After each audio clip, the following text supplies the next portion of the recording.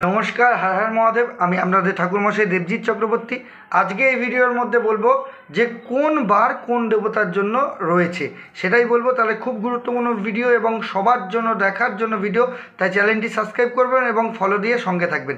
প্রথমেই বলি যে আমাদের বারের মধ্যে প্রথম রয়েছে সেটা হচ্ছে সোমবার। সোমবার কোন দেবতার জন্য? সোমবার হচ্ছে শিবের জন্য সোমবার হচ্ছে পুজো করার জন্য এবং শিবের মানার জন্য অবশ্যই সোমবার। তারপর হচ্ছে মঙ্গলবার কার? মঙ্গলবার হচ্ছে হনুমানজি, বজরংবলী এবং কালিকার, দক্ষিণা কালী বা তারা মা কালীর দশমহাবিদ্যার যত দেবদেবী রয়েছে তাদের জন্য মানতে হবে হলো মঙ্গলবার। তারপর হচ্ছে বুধবার হচ্ছে গণেশের দেবতা। গণেশ হচ্ছে বুধবারের অধিপতি দেবতা, অর্থাৎ বুধবার হচ্ছে গণেশের বার। তারপর বৃহস্পতি হচ্ছে লক্ষ্মী এবং নারায়ণ দুজনেরই বার হচ্ছে বৃহস্পতিবার। তারপর হচ্ছে শুক্রবার কাদের জন্য মানতে হবে?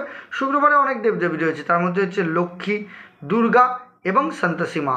এই হচ্ছে শুক্রবারের যে দেবদেবীর জন্য আমাদের মানতে হবে সেটা। শনিবার হচ্ছে গ্রহরাজ শনিদেবের বার হচ্ছে শনিবার গ্রহরাজ শনিদেবের জন্য পালন করি। গ্রহরাজ শনিদেবের সেদিনকে আমরা পুজো করি।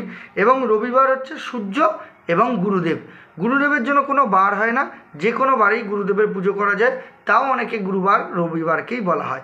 এই হচ্ছে বিভিন্ন দেবদেবী এবং বিভিন্ন দেবদেবী তাদের যে বারে আমরা পালনই করব।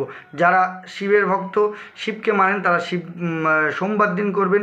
যারা হনুমানজি কালিকার মানেন তারা মঙ্গলবার দিন করবেন।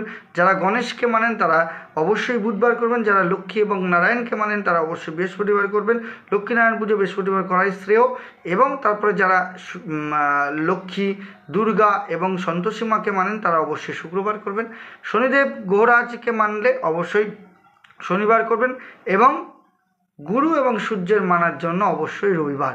এই হচ্ছে প্রত্যেকটা বারে প্রত্যেকটা দেবদেবীর পূজিত হন এবং তার মানার জন্য বার হচ্ছে এই কটা। আজকের মতো ভিডিও এখানেই সম্পূর্ণ। সবাই ভালো থাকবেন, সুস্থ থাকবেন, পূজার্চা করতে থাকবেন।